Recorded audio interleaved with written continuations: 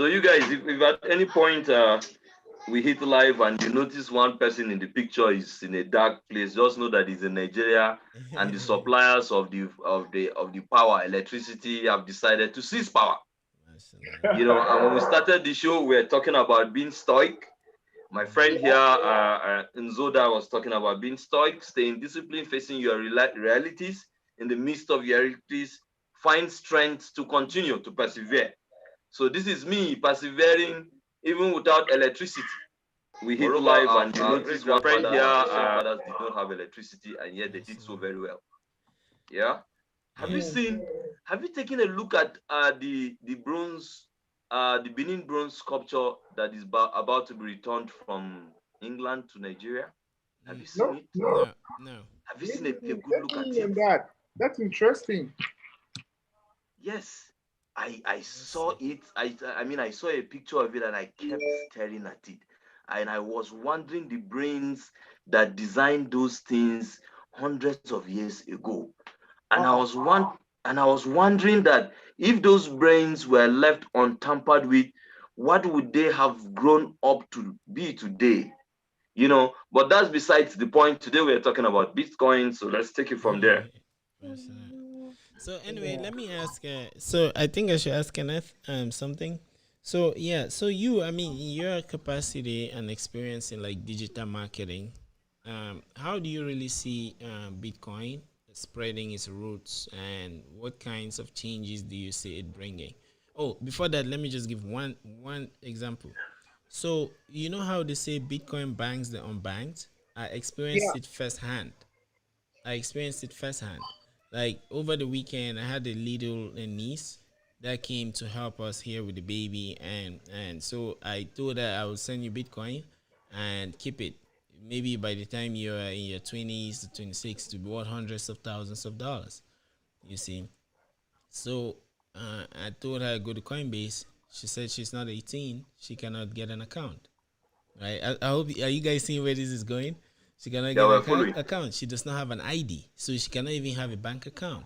So, but since Bitcoin wallets are decentralized, it also means permissionless. You don't need anybody to give you permission. So she downloaded the wallet. So she downloaded the wallet and the Trust wallet, and then I just sent her the Bitcoin from one of my wallets, and it just went to her account.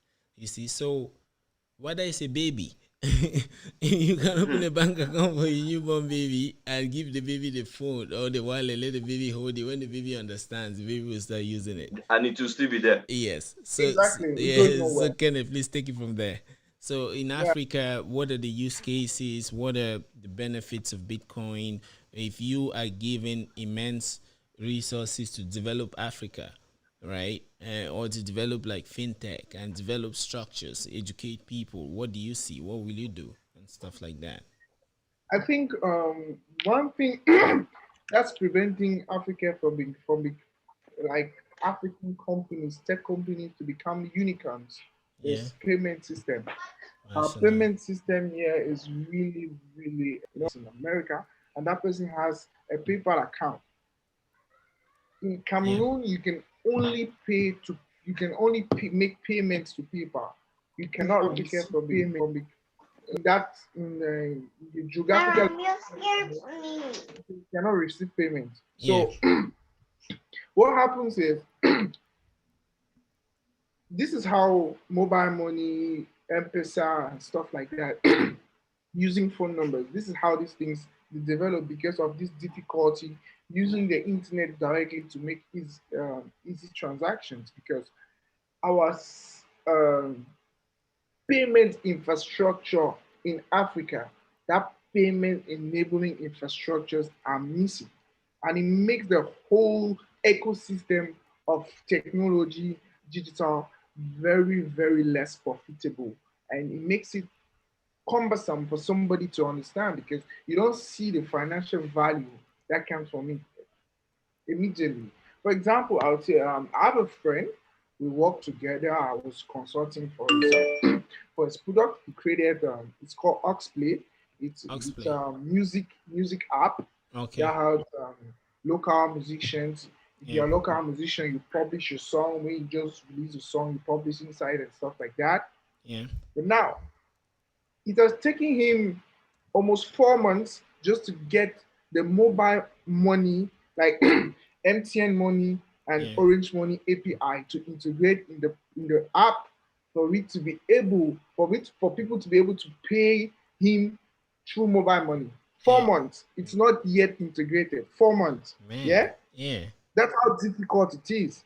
Yeah. Now imagine the money he got from investors to build this app and all. This is time, this is energy, this is a lot of things going wrong.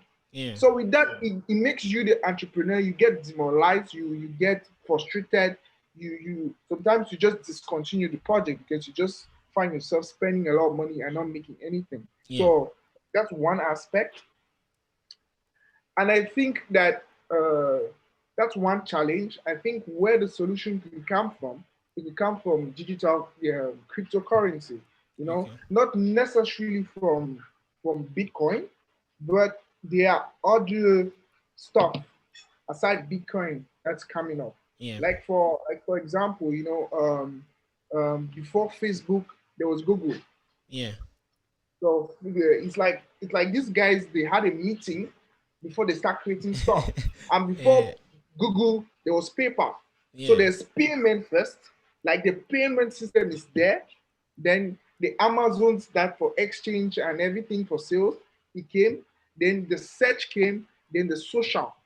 So it's and when you look at it like a chain, if maybe social came before search and all that, it will not make sense. Yeah. Right. There True. was first paper, then came Amazon and eBay, came Google, the search engine, then came social.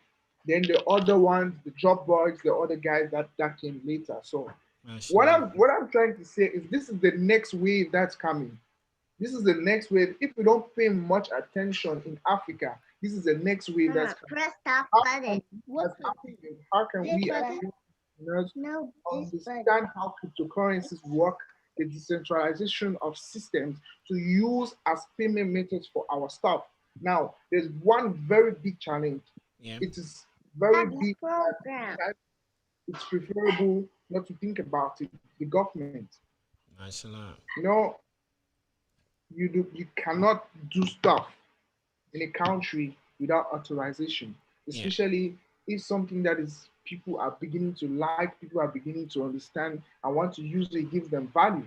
Yeah. Our government, for example, Cameroon, we don't have any regulation concerning digital currency or whatever. Yeah. So they'll think that you're being malicious to the system.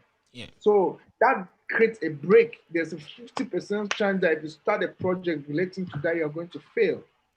That's how Mashallah. bad it is.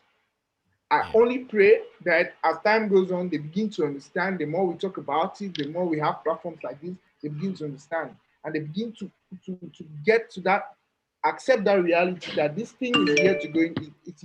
It's here to stay, and whether they like it or not, we have to use it because, like you said, cryptocurrency has the potential to change Africa. Yeah. I believe that. And let me just let you guys in on something Yeah. that could be that I'll have the effrontery to say it could be bigger than Bitcoin in the Mashallah. next 5 to 10 years. It's Ethereum. Mashallah. Nice. Ether is the next internet enabling platform because with Ether you can use Ether and create different decentralized system of payments and of networks that you can do virtually anything that you want. Ether, for example, like in the let me use a local term, it's like you creating an independent call box around somewhere on the globe and you're doing whatever that you want. Nobody's asking you anything. Mashallah. How amazing can that be? Mashallah. So yesterday I was listening to a podcast from Tim Ferriss and the creator of ETA. Yeah. I forgot his name. To better your understanding, what's interesting is the guy who created ETA is just 28 years old. He's a Mashallah. Russian. Yeah. Yeah. So his name is Buterin, something like that. So Yeah. what I'm trying to say is And now Ether is just at $2,000, $2,000, 2000 something or something. Yeah. So, and Bitcoin is the, like, let me say, like the gateway, that the door that opened for cryptocurrency. But now there are other coins Yeah. that do even way better than what Bitcoin does, because these other coins were created because they saw the loopholes, not necessarily loopholes, they saw the limitations of Bitcoin and they took it further. So with Absolutely. Ether, you can like an insurance company can comfortably use Ether to do digital transaction. So it's something I'm really still studying, and National. it's really Mm. really fascinating. It's amazing how I've seen platforms like in China, Yeah. everything within. I think I was reading an article yesterday. By 2024, everything in China will be cryptocurrency. Oh, Like Chinese nobody, are ahead. The like the Chinese government is are going to ahead. 2024.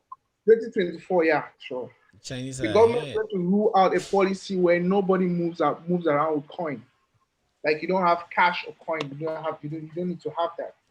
So that is where the world is going to. It's not something National. that you as an individual that decided I don't have to do this. If you don't do it, it's going to affect you negatively when it finally comes. So Yeah. it's better for you to just put yourself in that. So like going back to the question Rian asked, is for me, Africa, if more and more people start doing research, start understanding, start putting much more interest in cryptocurrency, I think within the next 2 to 3 years, there's a lot of changes that is going to happen in terms of how we communicate, in terms of the products that we're going to sell to the world and stuff like that. It's that, but as of now, as we speak, the environment is still very unfertile. So we do just generally do exchange, we do trade and stuff like that, but haven't really yet seen, or we are still building projects that is really going to be full-fledged cryptocurrency enabled. And we Mm. are wondering if that's ever going to be accepted, if the government will be ready for that. If the government is not ready, it means that it's as good as nothing. You can't be doing transactions and in a country where you need to be paying tax and the government can't check that. So it's going to be difficult. They rule it out like it was yesterday. So yeah. Let me send the new link. And can I think I should just do Bitcoin some service Mm, and just cry Bitcoins just a little bit. And I was fascinated by what you said about Ethereum. And mm. and but I don't think Ethereum will like outsit Bitcoin, and I'll tell you why. Okay, okay, Yeah. cool. I like this. First of all, uh, you know, even in your marketing field, I'm sure you would see where some Perika will leave like school and come and forget that textbook is different from the real world, Mm, right? You've had that experience, right? So yeah. mostly they will not have the patience to look into things, and so it's the Mm, same thing that happened with Vitalik and Bitcoin, because Bitcoin does all what Ethereum does, but even better. You see, so now let's start from the most basic. And so I send the Facebook link again. I notice that no one is live now, so we can share again. I shared on my wall. So okay. yeah, so Bitcoin has its own. So Bitcoin has its own scripting language, because if we take it back to what we are saying originally, all these cryptocurrencies are like programmable money. So one other aspect, as you were saying, it can help the government. If we have to get into more detail, the idea is that since nobody can go change the records, right? Because like with the blockchain, it's almost like writing it in fire.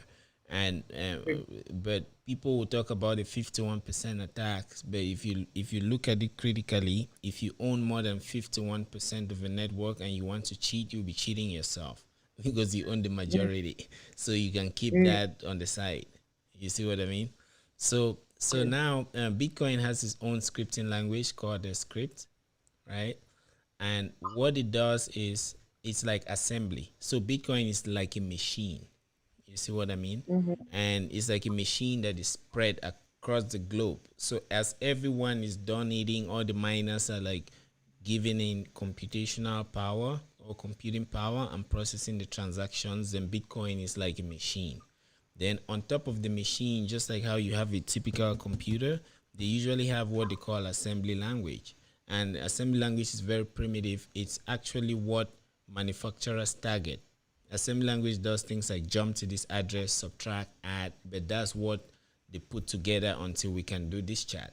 So Bitcoin gives you that, but it's very primitive and very powerful. So people never have the patience to go look at it. So now let me give you one. Let me start with one thing that you see where the power comes. So Bitcoin addresses, they are encoded in what is called base 58. It takes away letters like 1, L, 0, and O, Mm. right? Because those are characters that you make a mistake. If I send you a Bitcoin address and you're typing it, if you see L or 1, you will not know what is what, right? Exactly. So, but Ethereum does not do that because they don't have the foresight.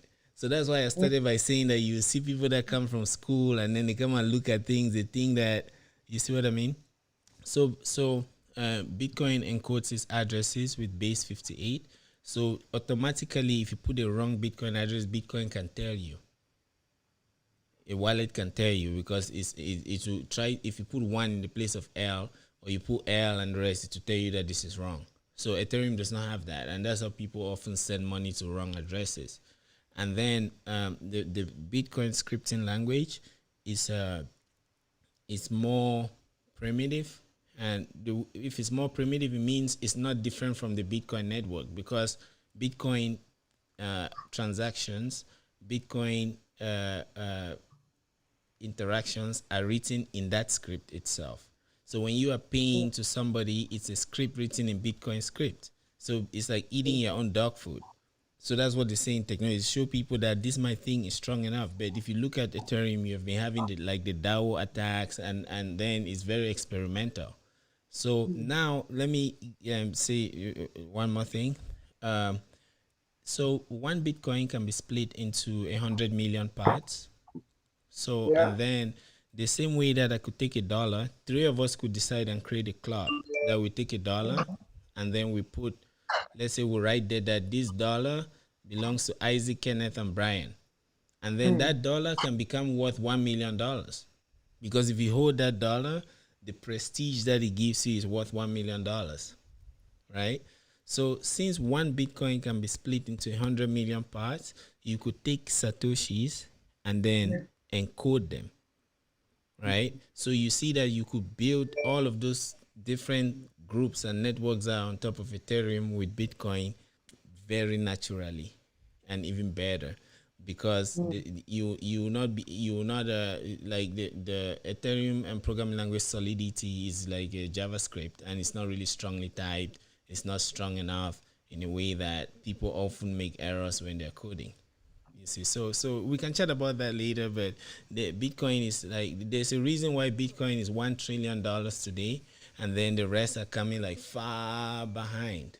You see, so there's a reason even at the technical level, everybody starts by attacking it. But if you forget the attacks and you jump in and look at something, you see what it is that is there.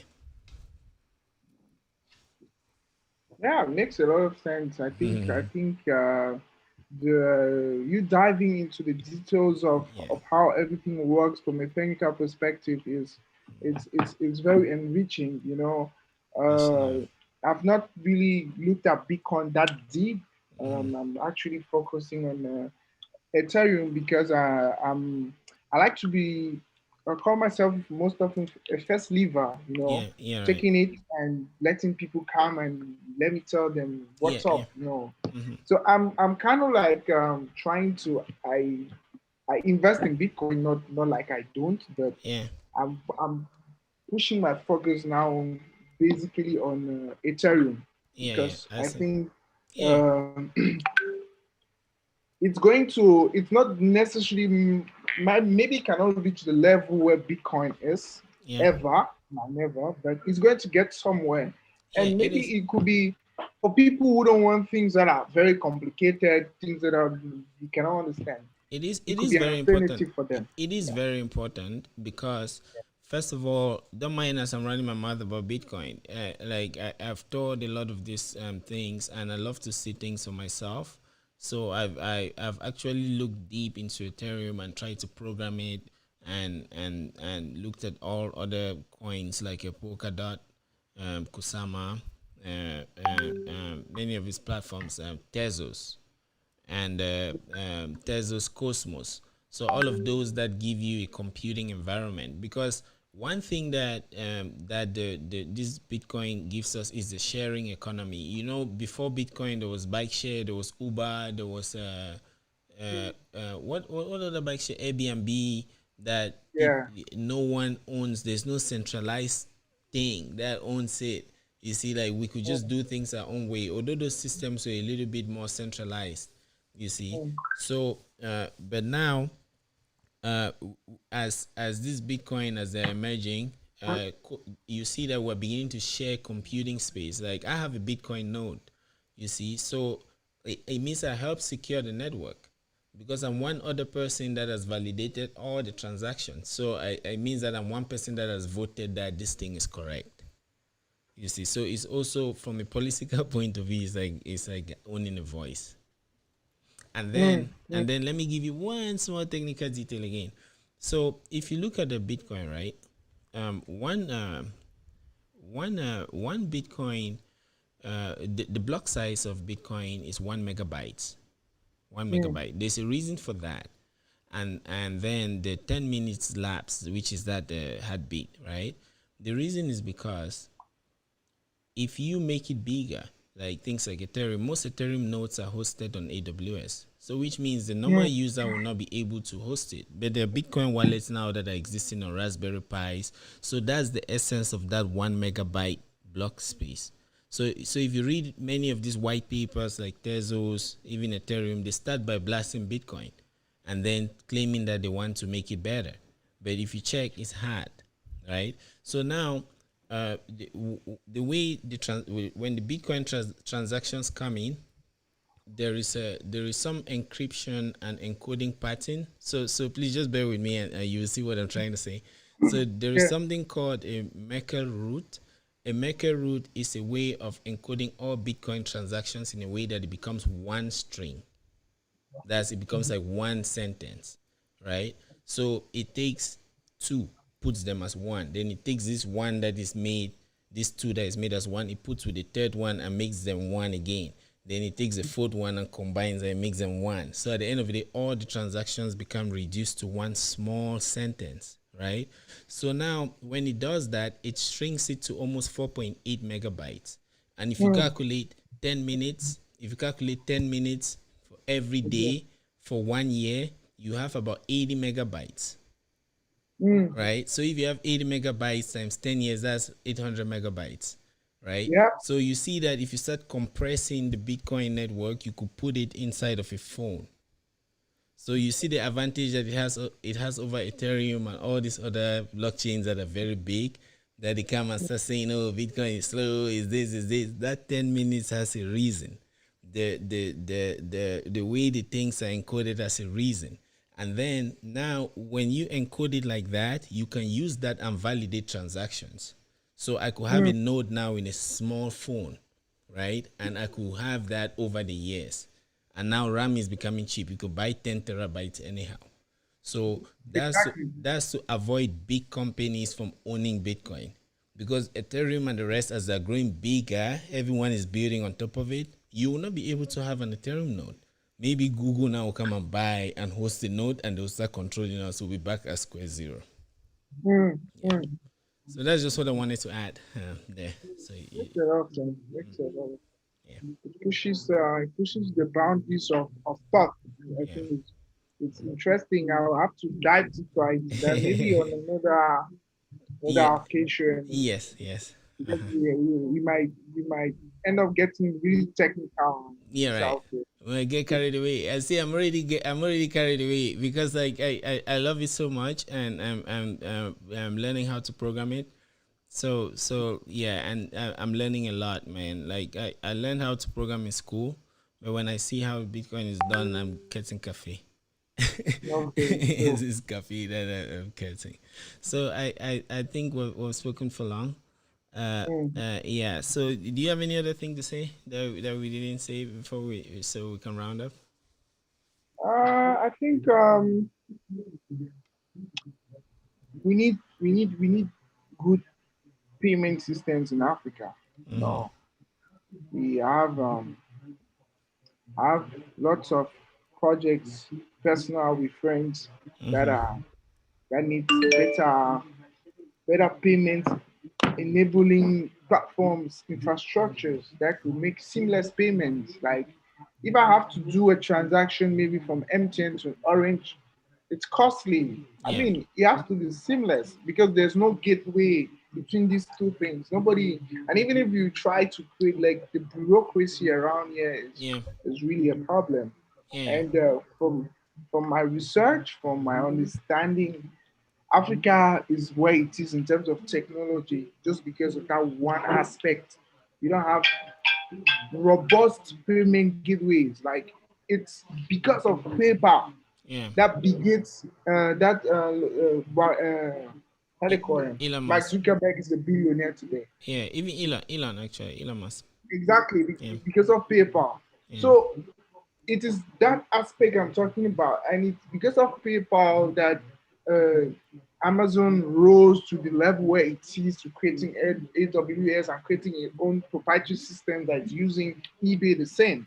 Yeah. Yeah, like I said, it gives me the impression that maybe before they start creating these companies from different stories and different places, they had a conference. They say, hey, you create a payment system first. Then me, Yeah. I create a search engine.